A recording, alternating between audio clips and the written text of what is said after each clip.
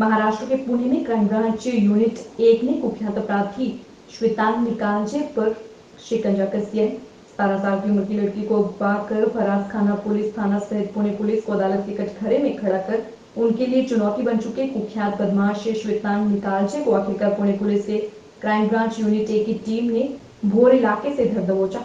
उसके ऊपर हत्या का प्रयास, लूटपाट, अपहरण, डकैती, आर्म एक्ट जैसे 15 से अधिक गंभीर स्वरूप के आपराधिक मामले दर्ज हैं।